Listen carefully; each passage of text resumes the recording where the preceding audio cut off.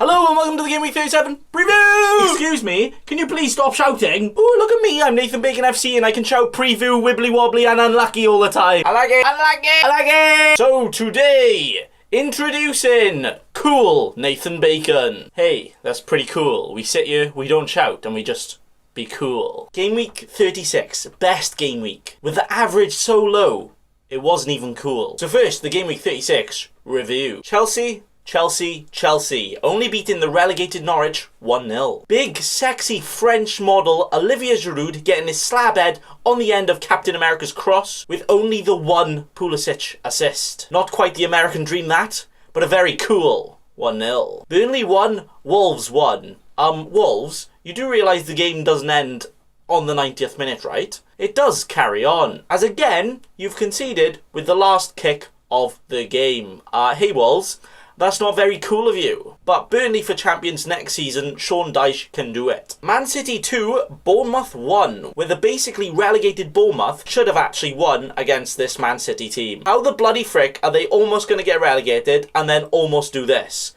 But hey Bournemouth, if you could stay up, that would be pretty cool. Newcastle 1, Spurs 3. Spurs doing a Spurs, meaning that Spurs can actually play really Spursy and then just be Spurs. But then on another day, they'll just be even more Spursy and do an even bigger Spurs. Now somehow, you know exactly what I mean. That's pretty cool. Arsenal 2, Liverpool 1. Okay, Loserpool are back. Best team to win the Premier League ever. Like, show me another team that can beat every single team at least once in a single season and then still go and lose to Watford and mid-table Arsenal. Now that is Liverpool. Everton 1, oh dear Villa 1. But if a 31-year-old Theo Walcott scores against you, do you really deserve to stay in the Premier League? Just the truth, that truth is cool. Leicester, Sheffield United. One of the worst Sheffield performances of the season. They are now going to be nicknamed Sheffield Tuesday. But somehow, only still just about lost. With Leicester now inviting Man United to an actual Champions League battle for the final game of the season. Now that will be cool. Poor Palace United. Now Palace almost crystal Manchester United themselves, giving them a bit of a jump scare at first. But when you got Rashford, Martial, Bruno, Greenwood, Pogba and Fuso Mensah playing, never in doubt, is it? So them now going level on points with Leicester again from Mancool United. Daddy Ings is back at it again. Graham Potter masterclass? Nah, when Daddy gets the fire boots on, he ain't missing, alright? Finishing the game 1-1. And finishing the game week with West Ham Watford with very uncool news that this game hasn't happened yet and it is tonight. So unlucky. With the current cool average being 35 points. The highest current points being very cool. With my team scoring currently, oh dear, 34 points. With my rank doing the very, very uncool thing of going from 23k to 35k. With still one game left to happen where I have no players playing. Thank you FPL. Very not cool. With my team now looking like this. Whoa, sorry lads, water break it is.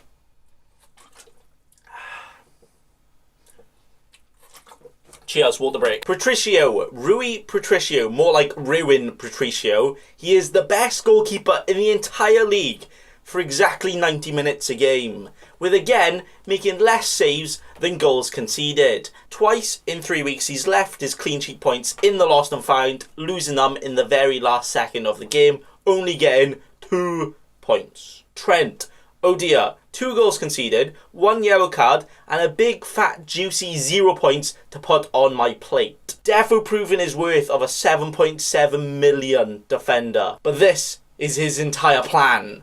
Finished the season terribly, be priced 1 million less than he would have been, ready to pre-order all the points for next season. Mastermind Trent is here, well done. Doherty didn't start, just what you want from your 6.5 million defender, isn't it? But then he comes on after all the other Wolves defenders currently have a clean sheet, getting an assist himself to almost get enough points as them, but then giving away a penalty in the last minute, so all the other defenders lose their clean sheet, meaning he gets double their points. What an absolute genius and a premium defender who is essential over any other Wolves defender. That's what you get for paying premium. 4 points. One consistent Basaka. Not only is he consistent in sometimes getting clean sheets, but 3 yellow cards in 3 games from him is the best yellow card consistency record in the entire league all season. But probably not, I made that up. 5 points from him here. Auto Sub Lord not only came off my bench, but also came off the Blades bench to net all of the 1 points. As Pep, didn't fancy subbing on his best player De Bruyne when they almost losing to almost relegated Bournemouth. But Lundstrom got less points than my second bench player, so all of the best decisions over here. Mo Salah missing Mo chances again, with another 3 big chances missed, getting a whole 2 points. All of the points everywhere. Wow, they're just so many points, alright? Kevin De Bruyne? Nah. Imagine Pep benching De Bruyne, Sterling, Mahrez and Laporte all in one game. Nah, you could never do that. With Mahrez actually coming on the pitch though, and getting nothing. 1 point for him. But at least there's Bruno! Even in a game where I think Roy Hodgson made more accurate passes than him, he still somehow gets an assist and 6 points. My second highest scoring player this game week. Just what you want with 6 points. Yeah. Philip Foden. Fill me with hope, Foden. The one guaranteed Man City player to play against Bournemouth. And I watched the entire game and didn't even realise he was playing until the 7th water break. But at least he's got more points than Mahrez and De Bruyne combined, right?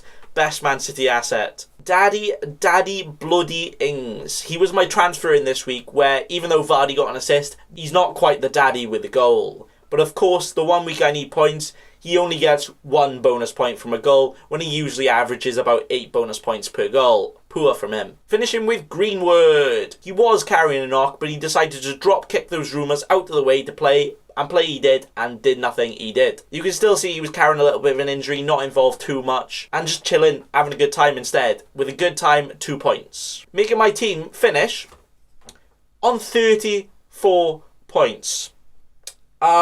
You know what? That's not very cool. That is my lowest I've scored in a single game week the entire season. 3 weeks off the finishing line. Please, not like this. But now, onto the Game Week 37 Preview. The penultimate game week. The one before the very last, which is why we are so happy to start with Norwich Burnley. Championship Norwich versus Champions Burnley. How are Burnley so good right now though? Oh wait, it's because they have big man Sean Dyche. He's just best manager. 2 under Burnley to start off my predictions here. Bournemouth Southampton. Now Bournemouth actually look inspired.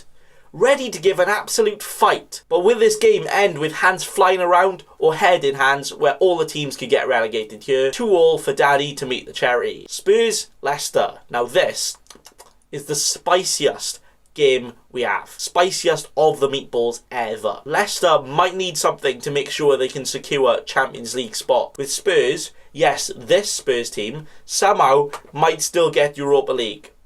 What? So a very intense 1-1. Brighton, Newcastle. Don't really care, do we? 2-1. Sheffield United, Everton. We all thought it was over for the Blades. Then they brought it back, giving everyone hope. Then they lost again. Unlucky. But they could actually still get Europe if some things happen. With that first thing happening for them this week, winning 2-0, smacking Ancelotti on the backside. Wolves Palace. Now Wolves have everything to play for. Palace have Roy Hodgson to play for. There's levels to this, okay? With the score not being level, finishing 2-0 to Wolves. Watford, Man City. Now, all the FA Cup games do be happening this week too, so all of the rotations again, perfect. Where, you know what, I'm half expecting Vince and company to come back and play for Man City this game. It's that unpredictable. So 3 goals to Adam Johnson to get them the win here. Villa, Arsenal. The Aston of the Villa might be their own villains here, as they need to fight for survival. And to be fair, an unrested Arsenal might be the golden ticket for a victory. But you just know David Luiz has something to say about that, so 2-1 to Arsenal. With Man United, West Ham next. Manchester of United really need that win. But will they need a breather? Will they be needing 18 water breaks to survive Mikel Antonio onslaughting them? But the performances required for this game will drastically change depending on the spanking West Ham give Watford, so 2-1 to United here. Finishing with Liverpool, Chelsea. Now Liverpool, just not that good, are they? Any team could beat them, any team in the league, yeah? Which is exactly why they are 18 points ahead of anyone else. But even though Chelsea really need a win, the rest of champions are going to finish them off here. With my current team looking like this. But wait, we still have 1 transfer ready for this week. And I will officially be using my last ever chip, my big boy free hit, next week. So that means this is my last week with this team right in front of me. But that also means I'm going to transfer one player in just for this week, and I have 3 milli to spend in the bank. Who can I spend it on? Will I be upgrading Foden to Ozil? Or maybe Greenwood to Troy Deeney? Okay, nah, I'm not that cool. But let's have a chat with the players first and then discuss and gander our options. Double Wolves defence could actually survive more than 90 minutes here, with Palace conceding all the goals and not scoring, as long as VAR isn't involved. So could Patricio and Doherty actually get something out of this game? Please. For once, for last time's sake. Trent vs Chelsea is just not going to happen, is it? Or maybe it could, because if the excuse of a defender, Marcos Alonso, is in front of you, then maybe you could do something. Finishing the defence with Aaron Yellow Card Bissaka. He's got all the skills to pay the bills and get all of the points. But against Mikel Antonio, you ain't getting anything from here, are you? Let's be honest. So just a one step over attempt from him this week, and that's all, no points. With the midfield looking very spicy, Mo Salah, what's happening, lad? Loser pool, so overrated. Never going to win anything. Hopefully Salah can get something here against a tired Rudiger and Zuma. The absolute dream, right? With then our Man City trio of Kevin De Bruyne, Mahrez and Foden. Can, like, at least one of you start? That would be very nice. I have absolutely no idea. But against Watford, definitely not the same case against Bournemouth, like we said, yeah? They can get all the points and the goals. And remember, they did actually beat Watford 8-0 already. And I think Watford have gotten worse since then somehow. Foden double hat-trick incoming? Definitely. Yes. With the midfield finishing with Bruno. Even against a very informed West Ham, he's probably somehow still going to get something. Like, I guarantee he could not even play a single minute of the game and still get like 5 attempted assists because it's just the way it's going. So Bruno is a yes this week. With the absolute lethal, no one as good as both of them, Ings and Greenwood to finish off the team. Ings against Bournemouth could be all of the daddy points, and Greenwood against West Ham could be all the green woof points. But the real question is, who on earth do we upgrade and have a punt on this week? There is literally no real fixture we can go and target or any players that look really, really good to get right now. Like, all the really low teams might actually play a lot better now they need to fight for something.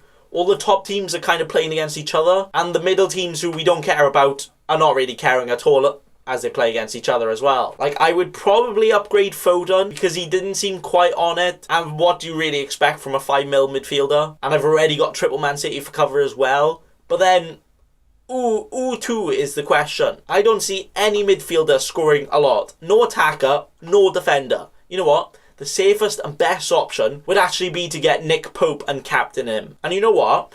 It would probably be the smartest thing I could do. But that's not very cool of Nathan Bacon to do that, is it? So no, I'm not going to do that. Now, I'm also kind of tempted to upgrade Nketiah to maybe Mopai or Chris Wood. And yes, I did actually just say that. And yeah, I don't know about that. And that would also mean I'd probably bench Foden. And do I want to do that against Watford? I don't know. But you know what? I have absolutely no idea who to take the punt on. Let me know who you would think, because I got no idea, right? But captain choice right now, definitely undecided as well. De Bruyne has it for now, with the thought of him being rested last game, making him the most likely Man City player to start now, right? I don't know, the FA Cup.